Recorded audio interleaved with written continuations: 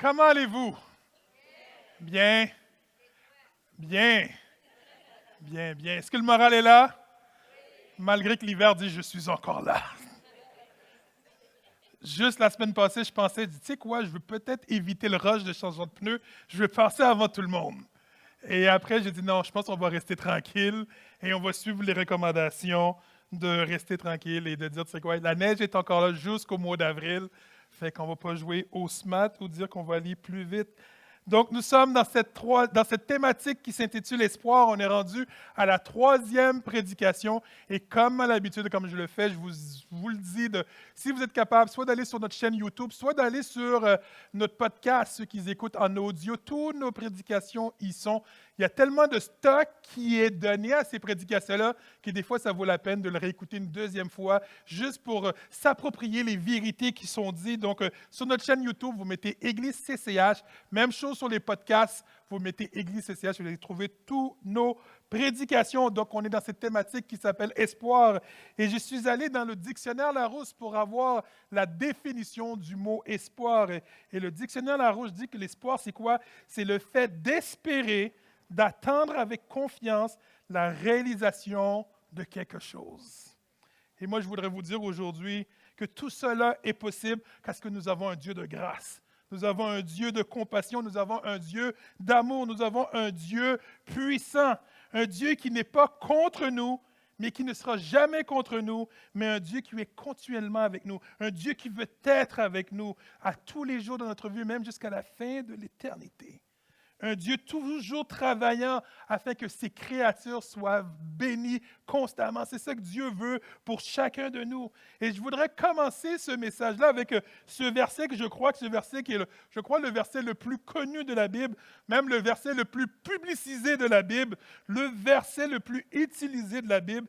Et si Dieu nous aurait demandé des redevances, c'est quoi des redevances? C'est quand on crée un contenu, un texte, une image ou peu importe, puis quelqu'un d'autre l'utilise. Cette personne-là, soi-disant, devrait nous le demander ou devrait nous payer quelques sous, quelques dollars pour utiliser notre texte. Et si Dieu demandait, tu sais quoi, vous devez me payer pour ce que vous avez utilisé sur ce verset, et que Dieu donnerait cet argent à l'Église CCH, on serait riche.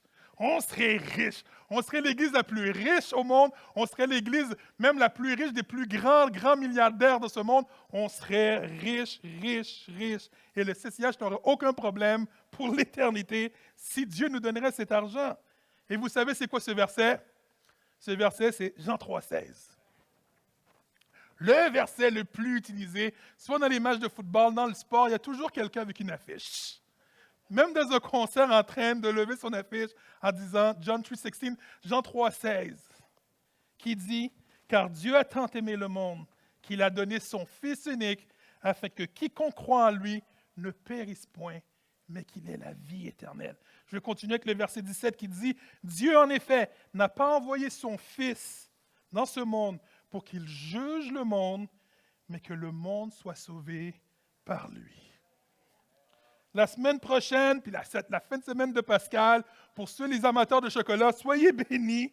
Mais au-delà du chocolat, au-delà d'un congé, c'est une autre occasion de se rappeler ou d'apprendre l'acte qui a été posé pour chacune de nos vies.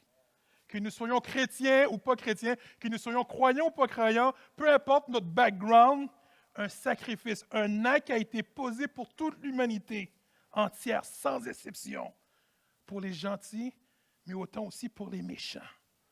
Un acte que même les milliards de dollars qui pourraient exister dans ce monde, que Dieu même pourrait nous donner, ne pourrait jamais repayer, ne pourrait jamais rembourser, ne pourrait payer cet acte qui a été fait pour chacun de nous.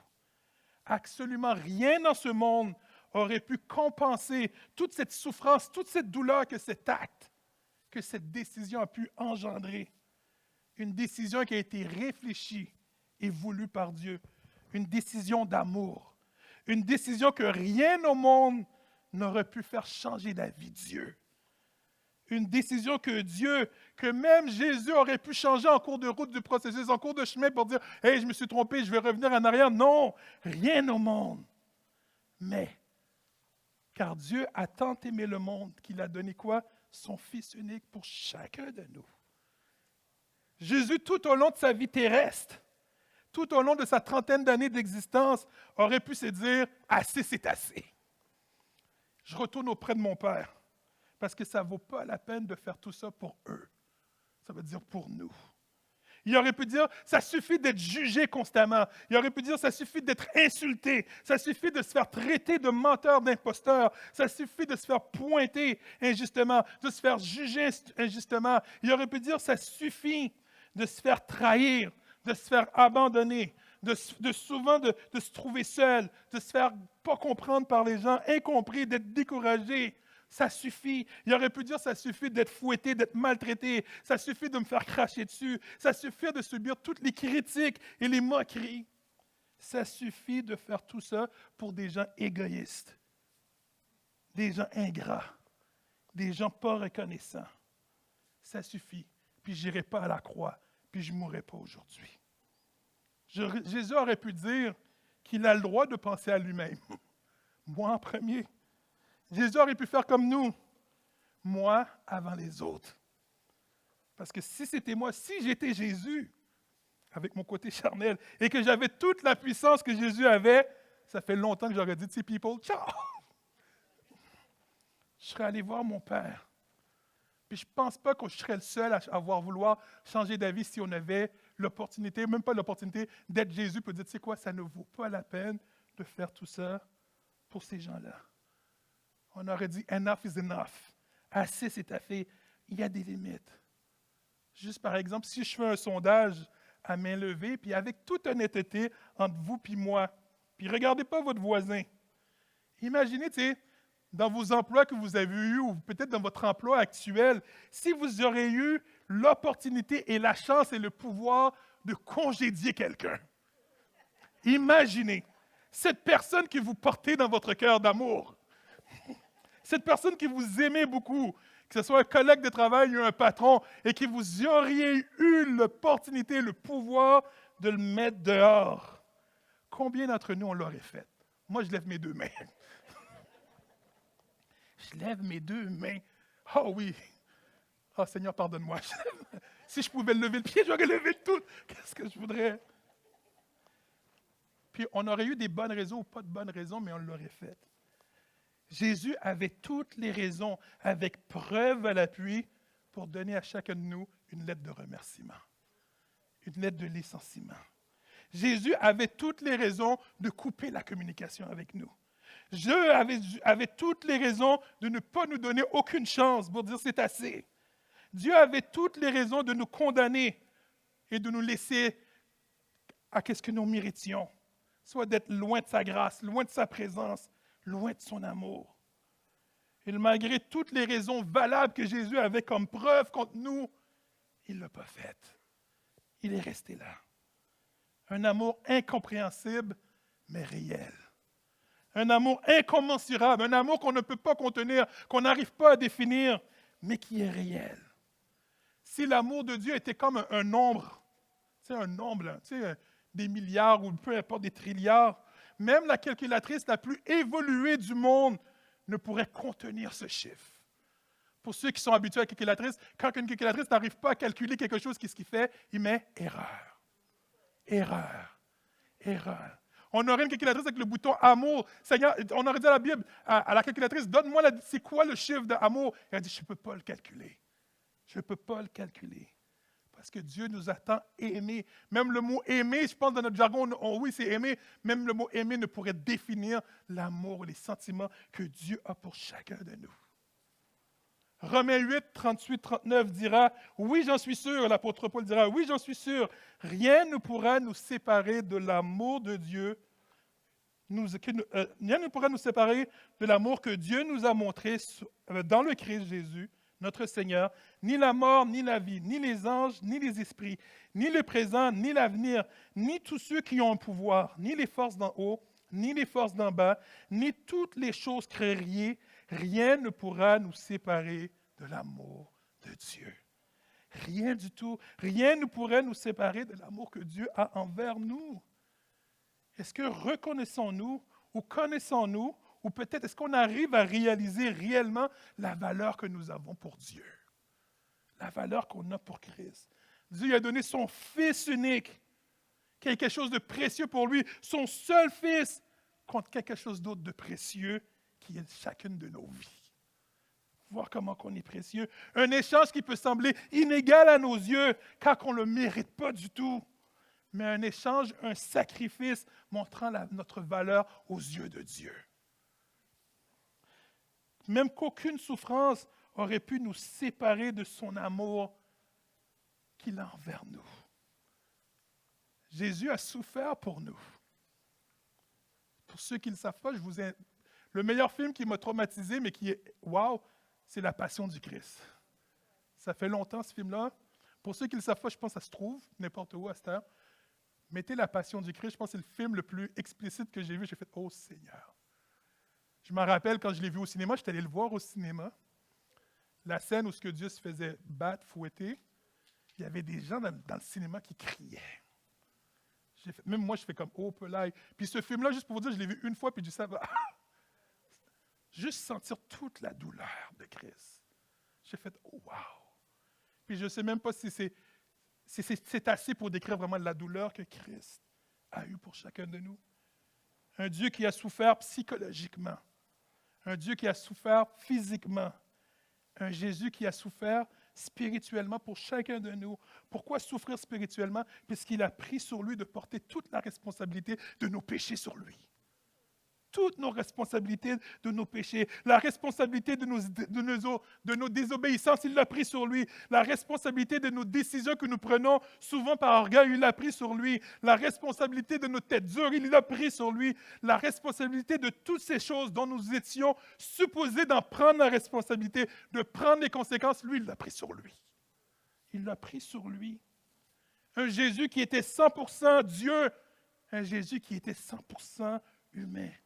Un Jésus tout-puissant, un Jésus sans péché, un Jésus qui était saint, faisant des miracles, touchant des cœurs, transformant des vies, mais aussi un Jésus qui était humain, qui est venu du ciel, qui s'est fait chair, comme on dirait, disposant des mêmes caractéristiques que n'importe quel humain qui existait, qui avait besoin de se reposer, qui avait besoin de dormir, qui avait besoin de manger, qui avait des sentiments humains comme nous, un Jésus qu'on pouvait toucher, un Jésus qui a connu la douleur, qui a connu la peur, qui a connu c'est quoi d'avoir des craintes, l'anxiété, qui a passé par tout ce qu'un être humain d'habitude pouvait passer. Pourquoi parler à Dieu? Pourquoi prier Dieu? Parce qu'il sait absolument tout de quoi on le parle, parce que lui, il l'a eu dans sa vie aussi. Il sait de quoi qu'on parle. Un Dieu qui fait preuve constamment d'empathie envers nous. Un Dieu qui peut se mettre à notre place quand on lui parle, car lui-même, il l'a expérimenté. Un Dieu à qui qu'on peut dire comment qu'on se sent, comment qu'on peut des fois se sentir seul, comment qu'on peut se sentir incompris, comment qu'on peut se sentir abandonné, comment qu'on peut se sentir quand la vie va trop vite, quand le poids de la vie est sur nous, quand on ne voit même pas le bout du tunnel pour dire « Seigneur, je n'y arrive pas ». Un Dieu qui comprend toutes ces choses et un Dieu qui est toujours prêt à nous dire « Je sais de quoi tu parles ». Je sais de quoi tu parles parce que moi aussi, je suis passé par là. Un Jésus qui dit, je sais de quoi tu parles. Un Jésus qui peut nous dire que c'est normal de vouloir pleurer. C'est correct de pleurer parce que lui aussi, il a pleuré quand il était sur terre. Un Dieu à qui on peut lui dire tout ce qu'on a besoin. Un Dieu qui va nous dire que c'est normal de crier. C'est normal de crier, parce que moi-même, j'ai dû crier pour avoir de la délivrance. Moi-même, j'ai dû crier pour avoir du support. Moi-même, j'ai dû crier pour avoir de la force avec ce qui se passait dans ma vie.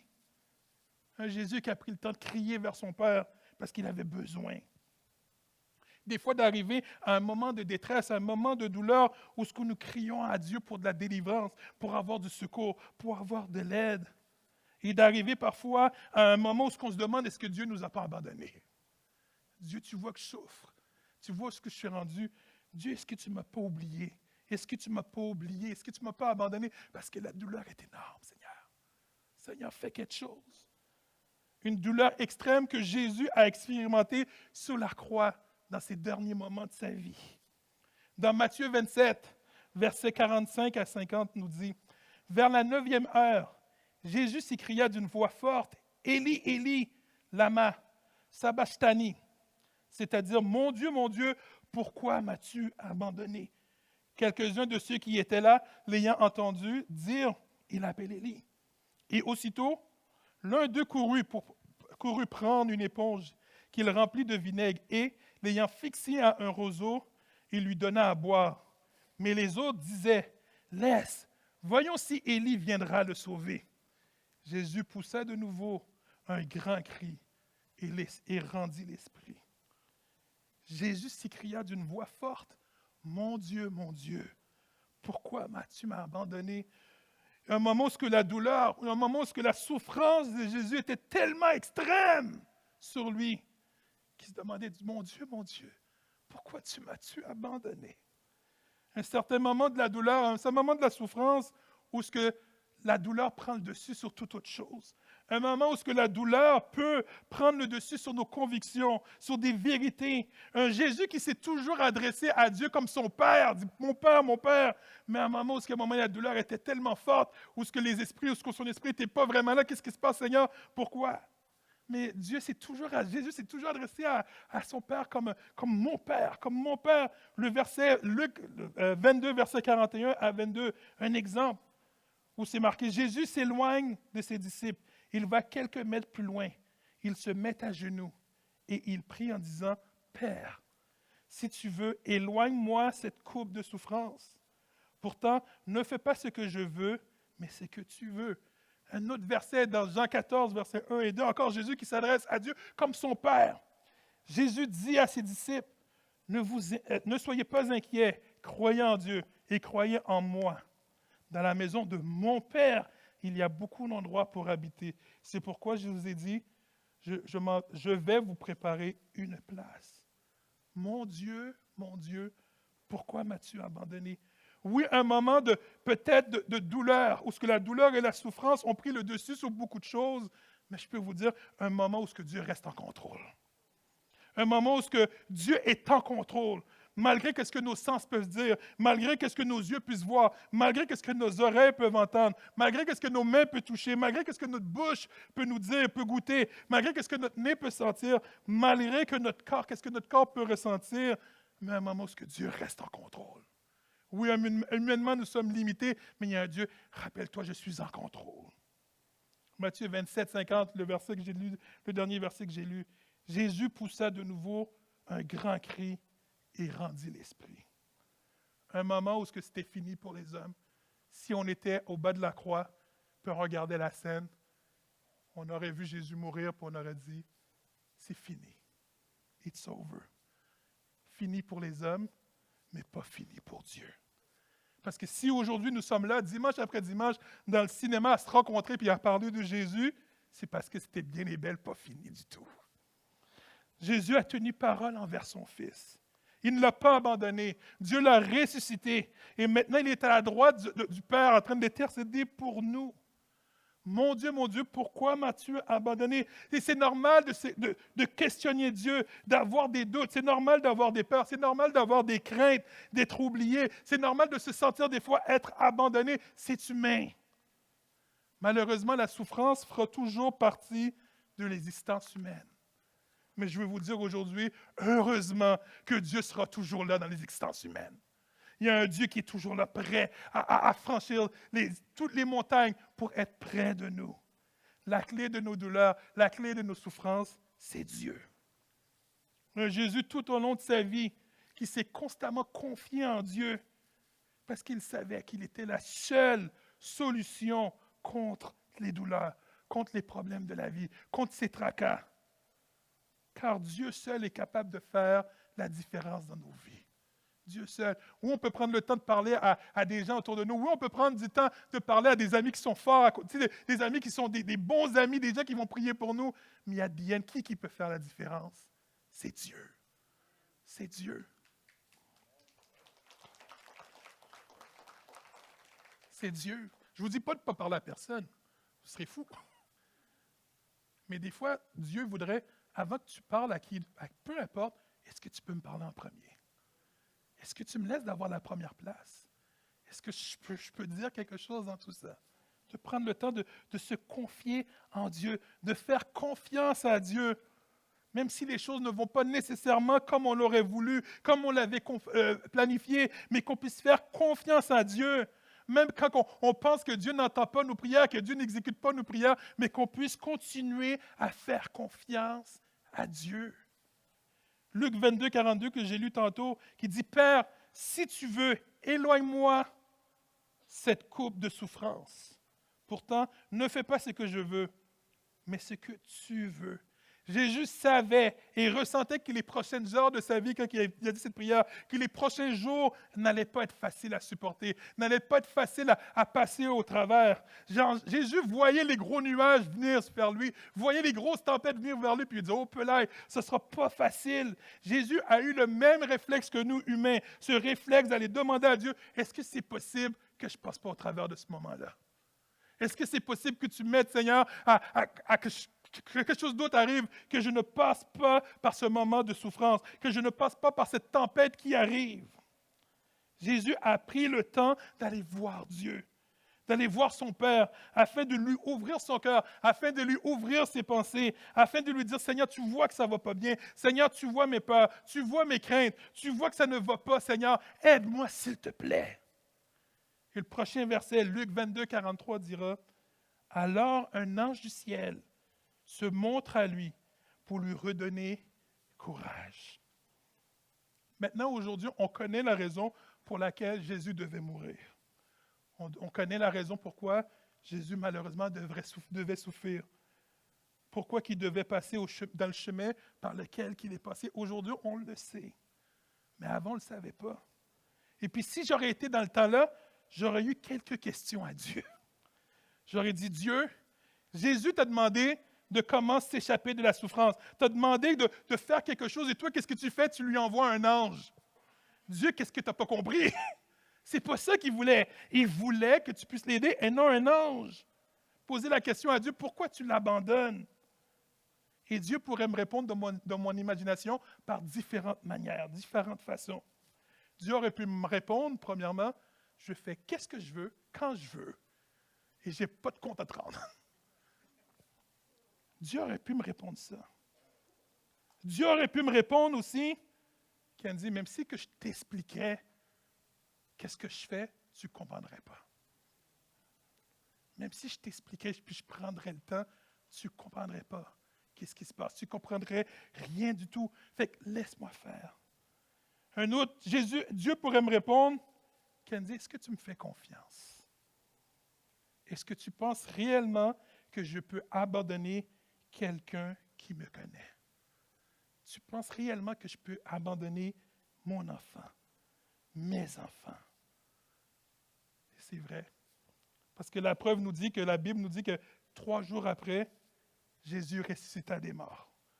Jésus se montra à ses disciples, se montra à quelques autres personnes pour montrer qu'il n'est pas un Dieu menteur, qu'il y a un Dieu qui tient ses paroles et que les mêmes promesses que Jésus a eues, c'est les mêmes promesses qu'on va avoir à être avec lui pour l'éternité. Peut-être la question, est-ce qu'il faut arrêter de prier parce qu'il y a des chances et des possibilités que Dieu ne réponde pas à nos prières exactement comme nous l'avons demandé? La réponse, c'est non. Dieu entend nos prières. Dieu sait qu'est-ce qu'il fait. Un Dieu qui agit constamment à sa manière, mais en son temps. Cela me rappelle un moment que j'ai eu au bureau. J'étais au bureau, pour ceux qui ne le savent pas, je travaille aussi en informatique.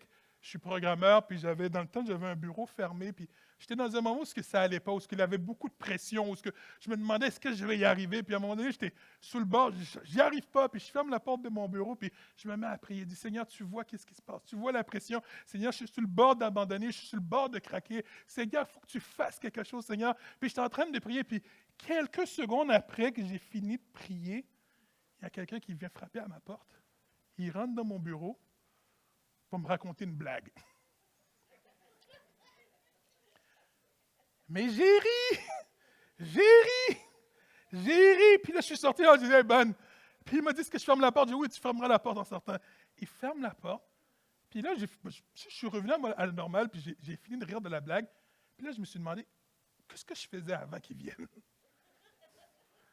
J'en étais où dans ma vie? Puis je me suis rappelé que j'étais en train de prier. Je me suis rappelé que j'étais sur le bord d'abandonner, que j'étais en train de capoter en bon latin, que j'étais en train de déprimer, mais c'était bizarre. L'atmosphère avait changé dans mon bureau. Il y avait comme un esprit de consolation, un esprit de soulagement, un esprit de genre de me relever les manches. L'atmosphère, il y avait comme un aspect, une atmosphère encourageante, une atmosphère me permettant d'affronter ce qui allait arriver, de dire, de finalement de minimiser ce qui se passe, de dire, OK, bon, une chose à la fois. Cette personne qui est rentrée dans mon bureau a été un instrument de Dieu. Dieu savait qu'est-ce que j'avais besoin. Dieu m'a rappelé qu'il était là, qu'il ne me laissera jamais tomber et qu'il entend mes prières. Cette personne fut un ange pour moi. Et des fois, des anges comme ça dans nos vies, on en a plein. Mais est-ce qu'on arrive à voir que Dieu les utilise pour sa gloire dans nos vies, pour nous remonter le moral? Cette personne qui m'a donné du courage, qui m'a donné de la force, qui m'a donné l'espoir que j'avais de besoin. Puis quand je suis arrivé, puis je dis, « Hey, Seigneur, tu entends mes prières, tu ne m'as pas abandonné. » Et je me rappelle de ce moment comme si c'était hier, parce que je me suis mis à pleurer après. À pleurer parce que j'ai vu que mon Dieu ne m'a pas abandonné. À pleurer parce que d'entendre que Dieu entend mes prières. À pleurer de reconnaissance à Dieu. À pleurer parce que je dis, Seigneur, je ne suis pas digne que tu fasses ça pour moi, mais tu le fais pareil. À pleurer parce que d'émerveillement, parce que nous avons un Dieu d'amour. Nous avons un Dieu d'espoir. Un Dieu qui est capable de faire la différence. Certaines personnes diront que c'est une coïncidence. Mais moi, j'appelle ça l'amour de Dieu. Moi, j'appelle ça la grâce de Dieu. J'appelle ça la puissance de Dieu. J'appelle ça la main de Dieu qui est constamment sur chacun de nous quand on l'appelle. Un Dieu qui existe, un Dieu qui est vivant, un Dieu qui vaut la peine d'être connu, un Dieu qui vaut la peine qu'on lui adresse tout ce qui se passe dans nos vies et qu'on lui fasse confiance. Jésus a pris le temps de prier son Père pendant qu'il était sur terre. Il a pris le temps de se confier en Dieu. À plus forte raison, nous qui sommes très, très, très, très loin d'être comme Jésus. Est-ce qu'on ne devrait pas être inspiré par ce que Jésus a fait? D'être des disciples de Dieu, d'être des personnes qui imitent ce que Dieu a fait, ce que Jésus a fait, que nous autres aussi, qu'on puisse prendre l'habitude constamment de se confier en Dieu, de parler à Dieu, de lui faire confiance. Se confier en Dieu tout en le faisant confiance et sachant qu'il entend nos prières. De continuer de prier, même si on a le feeling qu'il n'entend pas. De continuer de prier, même si les gens disent « arrête de prier parce que ça ne vaut pas la peine ». Moi, je connais mon Dieu. Je sais qu'il y a un Dieu qui est en train de travailler pour moi et qui est en train de faire une différence pour moi. Un Dieu qui n'est pas contre nous, qui n'est pas contre moi, mais un Dieu qui est avec nous, avec moi. Nous avons un Dieu de promesses. C'est comme cette promesse que Dieu a faite au peuple d'Israël, où ce que Dieu avait fait une promesse au peuple d'Israël pour dire, tu sais quoi, je vais vous donner un pays qui sera à vous. Ce sera à vous, mais durant toute cette traversée, le peuple d'Israël avait peur. Il dit, comment qu'on va y arriver? On ne va jamais y arriver. Puis le peuple d'Israël avait des peurs, des craintes et tout. Et Dieu a fait cette promesse au peuple d'Israël, cette promesse qui se trouve dans Deutéronome 31, verset 6, et qui dit, soyez forts et courageux. N'ayez pas peur. Ne tremblez pas devant eux. En effet, le Seigneur, votre Dieu, marchera avec vous. Il ne vous lâchera pas.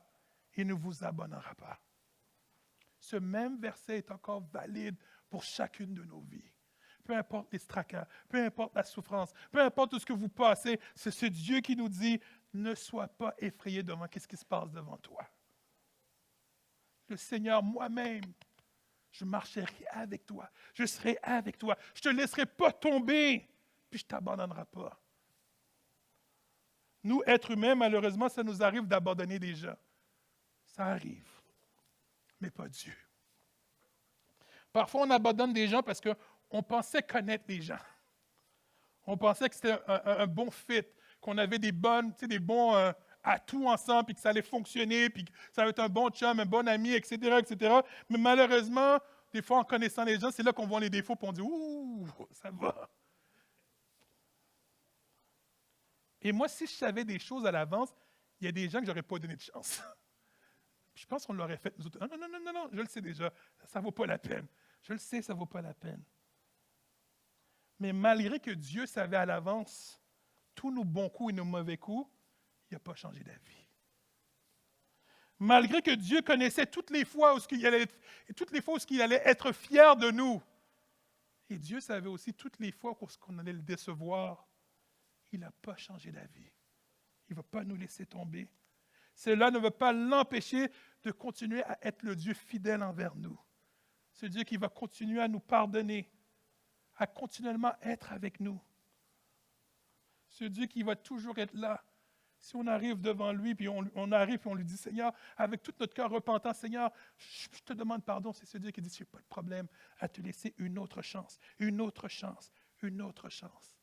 À condition que nous venons avec un cœur repentant, un cœur qui demande pardon, Seigneur. Seigneur, je m'excuse, mais aide-moi et ramène-moi sur la voie de l'éternité, sur ton chemin. Si nous n'étions pas précieux aux yeux de Dieu, il n'aurait jamais donné son Fils unique pour chacun de nous. Jamais. Jamais. Dieu a donné quelque chose, comme j'ai dit tantôt, de précieux, son Fils, pour chacun de nous. Je demanderai à Laurent s'il pourrait revenir. C'est la même idée que le refrain de ce chant. Il y a ce chant qui s'intitule, on chante des fois dans nos églises, puis on a chanté ici, je pense ici, qui dit « Majesté ». Et le refrain dit « Majesté, Majesté, ta grâce m'a pris tel que je suis, sans valeur, mais pour toi, perle de prix. Car Dieu m'a tant aimé qu'il m'a donné son Fils unique. Pour qui? Pour moi. » La Bible, qu'on appelle aussi la parole de Dieu, est avant tout une histoire d'amour entre un Dieu et des humains. Tout simplement. Elle ne devrait jamais être utilisée pour condamner ou juger les autres. Elle ne devait jamais être utilisée pour montrer qu'on est meilleur que d'autres. Ce n'est pas à propos de ça que la Bible est. Oui, la Bible parle de condamnation, parle de jugement, mais tout ça appartient à qui? À Dieu. Je pense qu'on a assez à s'occuper de notre vie que de s'occuper de la vie des autres. Parce que la vérité, c'est que nous sommes tous des êtres imparfaits qui prétendent, parfois, souvent ou trop souvent, d'être meilleurs que d'autres imparfaits. Je veux le répéter. Pour de vrai, nous sommes tous des êtres imparfaits qui prétendent trop souvent d'être meilleurs que d'autres imparfaits. Que nous puissions être cette Église, que nous puissions être ces personnes qui regardent constamment à celui qui est parfait, à Dieu. Que nous puissions être ces personnes qui amèneront d'autres personnes à regarder à celui qui est parfait, qui est amour, qui est bonté, qui est le sauveur de l'humanité, qui a payé le gros prix pour chacun de nous. Si on pouvait faire un test, dans mon imagination des fois fertile, puis on va tous dans le stationnement, puis on fait un test du cinéma. Puis on va dans le stationnement du cinéma, puis qu'est-ce qu'on fait? On regarde vers le ciel. Puis on reste là. Fait qu'imaginez les autres personnes qui passent autour de nous, qu'est-ce qu'ils vont faire? Ils vont peut-être nous traiter de fous, mais avant de nous traiter de fous, ils vont regarder vers le ciel. Regardons-nous assez vers le ciel, assez vers Dieu, afin d'influencer et d'amener d'autres personnes à regarder vers le ciel. Est-ce qu'on regarde assez vers le ciel? Est-ce que nous regardons assez vers Dieu pour amener d'autres personnes à leur dire « Qu'est-ce que tu fais? Je regarde par là. Regarde avec moi. » Pour que des gens puissent être juste éblouis par qu'est-ce que Dieu est, par qu'est-ce qu'il a fait. Est-ce que nos actions, est-ce que nos paroles, est-ce que notre amour, est-ce que notre témoignage verbal ou non verbal amène des gens à connaître Dieu? Est-ce que nos actions, est-ce que nos paroles, est-ce que notre amour, est-ce que notre témoignage verbal ou non verbal servent à proclamer la bonne nouvelle? Est-ce que notre témoignage verbal ou non verbal sert à évangéliser, Car Dieu m'a tant aimé qu'il a donné quoi? Son Fils unique pour moi. On ne pourra jamais rembourser qu'est-ce que Dieu a fait pour nous. Jamais. Même les trilliards, même des bitcoins ne pourraient jamais rembourser qu'est-ce que Dieu a fait. Oui, les bitcoins. Mais la seule chose que nous pouvons faire pour le remercier, c'est de lui donner notre vie puis de le remercier constamment. C'est la seule chose qu'on peut faire. La seule chose. Pour dire, Seigneur, tu n'es pas mort en vain.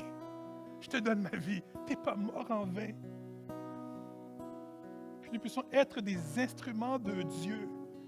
Des gens qui donnent leur vie à Dieu afin que d'autres personnes aussi puissent connaître qui est notre Dieu. Est-ce que c'est facile d'être un témoignage verbal ou non verbal? Non. À ma job, à chaque fois, je dis, Seigneur, t'es méchant. Pourquoi je dis qu'il est méchant? Parce que je veux être un témoignage, puis des fois, c'est tough. C'est tough de laisser parler plus Dieu que l'intérieur de moi. C'est plus tough de laisser parler Dieu que ma chair. Est-ce que c'est facile? C'est non. Mais qu'est-ce que je fais? C'est que je demande constamment à Dieu de m'aider par ses forces. Seigneur, aide-moi à être comme toi. Amour. Moi, je ne peux pas. Seigneur, toi, donne-moi la force d'aimer comme toi tu aimes. Parce qu'il y en a une couple dans ma job où ce que je travaille que je leur ai donné leur 4%, c'est clair. Je dis, Seigneur, il n'y a rien à faire. Ils ne changeront pas. Peut-être moi, je ne peux pas les changer, mais il y a quelqu'un qui est capable de les changer. C'est Dieu. Qu'on puisse pointer vers Dieu, que nos regards puissent aller vers Dieu. Puis pendant que j'étais en train d'écrire ces dernières lignes, il y a un vieux chant, ou un chant que je chantais, ça fait longtemps, ce chant dit « Je voudrais faire la différence dans ce monde sans espérance. Jésus, encore plus de toi. » Je voudrais faire la différence dans ce monde sans espérance. Jésus, encore plus de toi. Il y a tellement de personnes qui ont besoin de connaître Dieu. Tellement de personnes qui ne mettront jamais le pied à l'Église. Mais nous pouvons être l'Église à l'extérieur de l'Église. Que notre témoignage puisse amener des gens à être curieux, à vouloir connaître pourquoi toi tu es différent. Puis d'avoir l'opportunité d'ouvrir sa bouche parce qu'il y a un Dieu qui est mort sur la croix pour mes péchés. Parce que je lui ai donné ma vie. Et je veux être son disciple, je veux le refléter. C'est pour ça que je suis différent, tout simplement.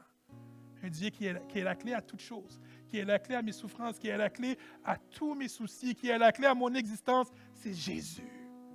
C'est Dieu. Que nous puissions être l'espoir dans ce monde. Qu'on puisse arrêter de dire, oui, Dieu, le monde a besoin d'espoir. Non, Seigneur, que je puisse être l'espoir et que je puisse toucher mon entourage. Que je puisse toucher ma famille. Que je puisse toucher mes collègues de travail. Et qu'un soupçon de doute puisse arriver dans leur vie pour dire, je veux connaître qui est ton Dieu. Puis qu'ils puissent être attrapés par Dieu. Puis il dit, non, Seigneur, tu m'as eu. Puis je veux continuer à te suivre. Puis que nous autres, qu'on puisse avoir ce cœur à vouloir faire la différence. Ce cœur de dire, Seigneur, oui, je comprends, ou se réapproprier la mort de Christ. Wow, Seigneur, c'est vrai que tu as payé beaucoup pour moi. Puis je veux être digne de te redonner qu'est-ce qui est dû à toi, la gloire et ma vie. Seigneur, merci pour ce que tu as fait, Seigneur. Qu'on puisse prendre vraiment le temps de se rappeler, de s'approprier ta mort sous la croix, Seigneur. Tu n'étais pas obligé de le faire, Seigneur Dieu, mais tellement tu nous as aimés, tu l'as fait, Seigneur.